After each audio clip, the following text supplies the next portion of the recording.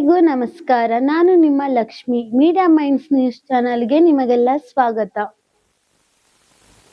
ಭಾರತೀಯ ಹವಾಮಾನ ಇಲಾಖೆ ನೀಡಿದ ಮುನ್ಸೂಚನೆಯ ಪ್ರಕಾರ ಚಂಡಮಾರುತ ಪ್ರಭಾವದಿಂದಾಗಿ ಕರ್ನಾಟಕ ರಾಜ್ಯದಲ್ಲಿ ವಿಶೇಷವಾಗಿ ಬೆಂಗಳೂರು ಸೇರಿದಂತೆ ಅನೇಕ ಜಿಲ್ಲೆಗಳಲ್ಲಿ ಮುಂದಿನ ದಿನಗಳಿಂದ ಧಾರಾಕಾರ ಮಳೆಯಾಗುವ ಸಾಧ್ಯತೆ ಇದೆ. ಈ ಹವಾಮಾನ ಬದಲಾವಣೆಗೆ ಪ್ರಮುಖ ಕಾರಣವಾಗಿ ವಾಯುಭಾರ, ಗಾಳಿ ಮತ್ತು ಮೇಲ್ಮಟ್ಟದ ಚಂಡಮಾರುತ ಚಲನೆಗಳನ್ನು ಸೂಚಿಸಲಾಗಿದೆ. ದಕ್ಷಿಣ ಒಡಿಶಾದಿಂದ ತೆಲಂಗಾಣ, ಆಂಧ್ರಪ್ರದೇಶ ಮತ್ತು ತಮಿಳುನಾಡಿನ ಭಾಗಗಳಿರುವ ವಿಸ್ತರಿಸುವ ವಾಯುಭಾರ ಬೆಸ್ತವು ಸಮುದ್ರ ಮಟ್ಟದ ಸುಮಾರು 9 ಕಿಲೋಮೀಟರ್ ಎತ್ತರದಿಂದ ದುರ್ಬಲಗೊಂಡಿದೆ. ಪಶ್ಚಿಮ ರಾಜಸ್ಥಾನದಲ್ಲಿ ಭಾಗದಲ್ಲಿ ಉಂಟಾದ ಚಂಡಮಾರುತ ಪರಿಚಲನೆಯು ಉತ್ತರ ದಕ್ಷಿಣ ತಗ್ಗು ಪ್ರದೇಶಗಳಲ್ಲಿ ರೂಪುಗೊಂಡಿವೆ.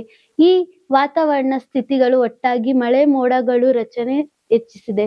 ಕರ್ನಾಟಕ ಹಲವಾರು ಭಾಗಗಳಲ್ಲಿ ಮಳೆ ಪ್ರಮಾಣ ಹೆಚ್ಚಾಗಲು ಕಾರಣವಾಗಿದೆ. ಕರ್ನಾಟಕದ ಕರಾವಳಿ ಜಿಲ್ಲೆಯಾದ ದಕ್ಷಿಣ ಕನ್ನಡ, ಉಡುಪಿ ಮತ್ತು ಉತ್ತರ ಕನ್ನಡದಲ್ಲಿ ಭಾರೀ ಮಳೆ ಆಗುವ ಸಾಧ್ಯತೆ ಹೆಚ್ಚು ಇದೆ. ಇದೇ ವೇಳೆ ಉತ್ತರ ಕರ್ನಾಟಕದ ಕಲಬುರಗಿ, ಯಾದಗಿರಿ ಮತ್ತು ರಾಯಚೂರು ಜಿಲ್ಲೆಗಳಲ್ಲಿಯೂ ಮಳೆಯಾಗುವ ಸಾಧ್ಯತೆ ಇದೆ. ದಕ್ಷಿಣ ಒಳನಾಡಿನ ಜಿಲ್ಲೆಗಳಾದ ಬೆಂಗಳೂರು ಮತ್ತು ಗ್ರಾಮಾಂತರ, ತುಮಕೂರು, ಚಿಕ್ಕಬಳ್ಳಾಪುರ, ಕೋಲಾರ, ರಾಮನಗರ, ಮಂಡ್ಯ, ಮೈಸೂರು, ಕೊಡಗು, ಹಾಸನ ಮತ್ತು ಚಿಕ್ಕಮಗಳೂರು ಜಿಲ್ಲೆಗಳಲ್ಲೂ ಮಳೆ ಪ್ರಭಾವ ಕಂಡು ಬರಲಿದೆ.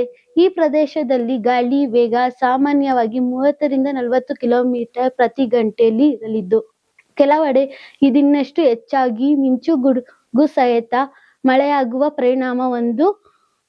ಬೆಂಗಳೂರಿನಲ್ಲಿ ನಗರದ ಹವಾಮಾನ ಸ್ಥಿತಿ ಗಮನಿಸಿದರೆ ಮುಂದಿನ 24 ಗಂಟೆಯಲ್ಲಿ ಬಹುಶಃ ಮೋಡ ಕವಿದ ವಾತಾವರಣ ಕಾಣಿಸಿಕೊಳ್ಳುವುದು.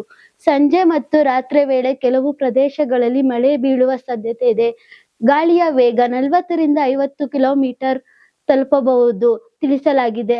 ನಗರದ ಗರಿಷ್ಠ ತಾಪಮಾನ ಸುಮಾರು 36 ಡಿಗ್ರಿ ಸೆಲ್ಸಿಯಸ್ ಹಾಗೂ ಕನಿಷ್ಠ ತಾಪಮಾನ 23 ಸೆಲ್ಸಿಯಸ್ ಇರಲಿದೆ ಎಂದು ಅಸಾಮಾನ್ಯಕ್ಕೆ ಸ್ವಲ್ಪ ಹೆಚ್ಚಾಗಿದೆ. ತಾಪಮಾನವಾಗಿ ಕಳೆದ 24 ಗಂಟೆಯಲ್ಲಿ ರಾಜ್ಯದ ಹಲವಾರು ಪ್ರದೇಶದಲ್ಲಿ ತಾಪಮಾನ ಏರಿಕೆ ಕಂಡುಬಂದಿದೆ.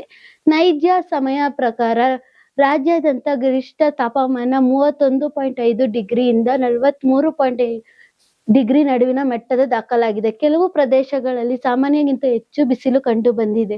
ಉದಾಹರಣೆಗೆ ಉತ್ತರ ಒಳನಾಡಿನ ಬೀದರ್ ಮತ್ತು ದಕ್ಷಿಣ ಒಳನಾಡಿನ ಮೈಸೂರು ಪ್ರದೇಶಗಳಲ್ಲಿ ತಾಪಮಾನವು ಸಾಮಾನ್ಯಕ್ಕಿಂತ ಹೆಚ್ಚು ದಾಖಲಾಗಿದೆ. ಬೆಳಗಾವಿ ಭಾಗದಲ್ಲಿ ಸಾಮಾನ್ಯಕ್ಕಿಂತ ಕಡಿಮೆ ತಾಪಮಾನ ಕಂಡುಬಂದಿದೆ. ಕಳೆದ 24 ಗಂಟೆಯಲ್ಲಿ ಒಟ್ಟಾರೆ ತಾಪಮಾನ ದೊಡ್ಡ ಮಟ್ಟದ ಬದಲಾವಣೆ ಕಂಡುಬಂದಿಲ್ಲ ಎಂದು ವರದಿ ಸೂಚಿಸಿದೆ. ಒಟ್ಟಿನಲ್ಲಿ ಈ ಚಂಡಮಾರುತ ಪ್ರಸರಣವು ಕರ್ನಾಟಕದ ಹವಾಮಾನದಲ್ಲಿ ಸ್ಪಷ್ಟ ಬದಲಾವಣೆ ತಂದಿದ್ದು, ಬಿಸಿಲಿನ ನಡುವೆ ಮಳೆಯ ಅವಧಿ ಮುಂದುವರಿಯುವ ಸೂಚನೆ ನೀಡಿದೆ. ಈ ಸಂದರ್ಭದಲ್ಲಿ ಮಿಂಚು ಗುಡುಗು ಸಹಿತ ಮಳೆಯಾಗುವ ಸಾಧ್ಯತೆ ಇರುವುದರಿಂದ ಜನರು ಮುನ್ನೆಚ್ಚರಿಕೆ ಕ್ರಮಗಳನ್ನು ಕೈಗೊಳ್ಳುವುದು ಅವಶ್ಯಕತೆ.